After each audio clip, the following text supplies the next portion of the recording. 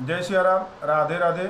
मैं प्रेम मिश्रा एक बार फिर से आप सभी का श्री रामचरितमानस पाठन सेशन में स्वागत करता हूँ। हम अयोध्या कांड पढ़ रहे हैं और आज हम दोहा क्रमांक 233 से आगे पढ़ेंगे। आशा करता हूँ अगर कोई त्रुटि होगी तो क्षमा करेंगे। दीन दयाल बिरद सम भारी, हरहु नाथ मम संकट भारी। प्रसंग इस प्रकार है कि श्री राम जी को मनाने के लिए भरत जी अपनी प्रजा माताओं और गुरजन के साथ में वन में गए हैं और श्री राम जी को इसका समाचार मिला है कि भरत जी बहुत सेना के साथ यहाँ पर आ रहे हैं। तो उनको ऐसा आभास होता है कि भरत जी शायद युद्ध करने के लिए आ रहे हैं। उसके आगे का प्रसंग पढ़ रहे हैं। जो परिहरई मलिन मनु जानी, सौ सौ मानी सेवकु मानी।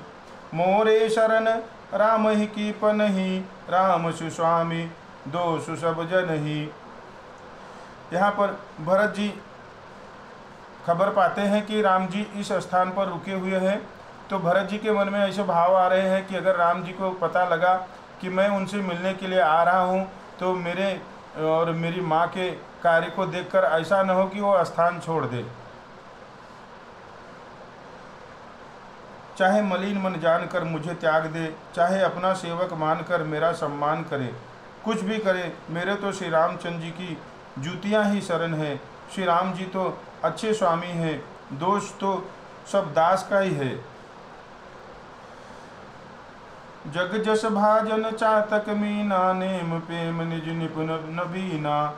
अशमन गुणत चले मग जाता, सकुच स्नेह शिथिल सब गाता।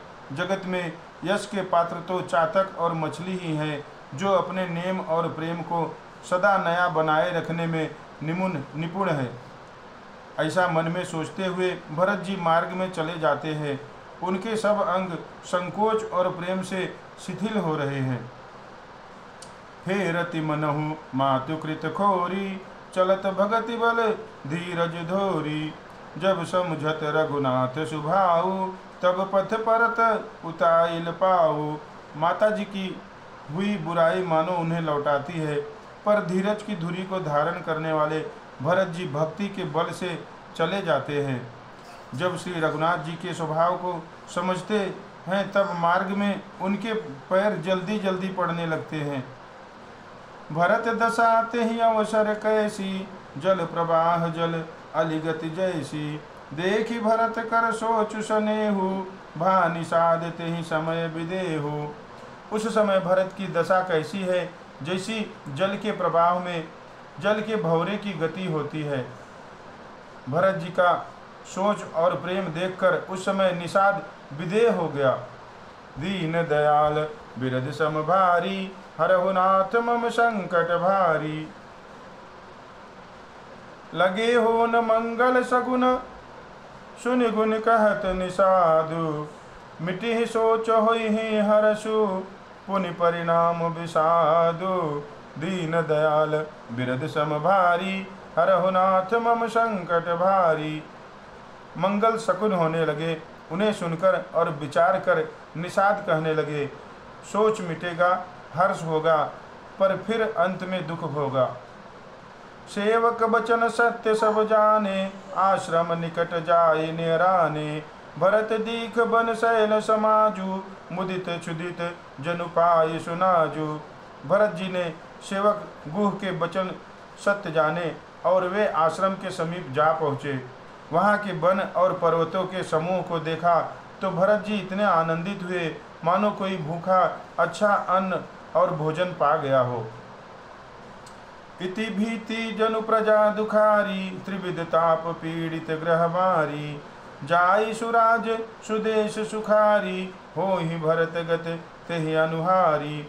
जैसे इति के भय से दुखी हुई और तीनों आध्यात्मिक, अधिदैविक और अधिभौतिक तापों तथा क्रूर ग्रहों और महामारियों से पीड़ित प्रजा किसी उत्तम देश और उत्तम राज्य में जाकर सुखी हो जाए, भरत जी की गति ठीक उसी प्रकार की हो रही है। राम बास बन संपत्ति भ्राजा, सुखी प्रजा जनु पाए सुराजा।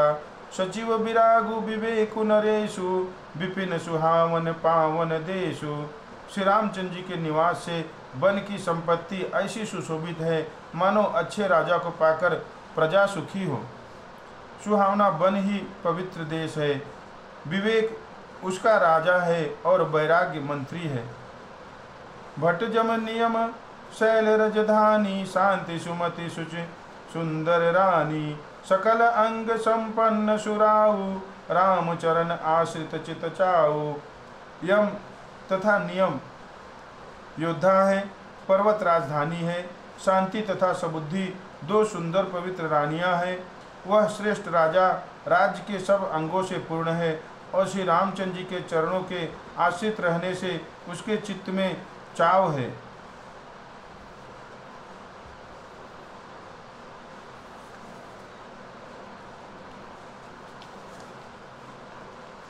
दीन दयाल बिरध सम भारी हरहु नाथ मम संकट भारी।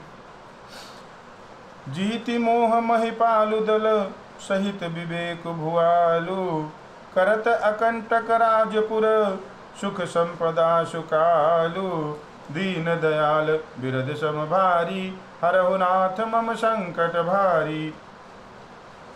मोह रूपी राजा को सेना सहित जीत कर विवेक रूपी राजा निष्कंटक राज्य कर रहा है। उसके नगर में सुख संपत्ति और सुकाल वर्तमान है। जय सिया राम, राधे राधे। आज हमने दोहा क्रमांक 234 और 235 पढ़े हैं अयोध्या कांड के। आशा करता हूँ अगर कोई त्रुटि होगी तो क्षमा करेंगे।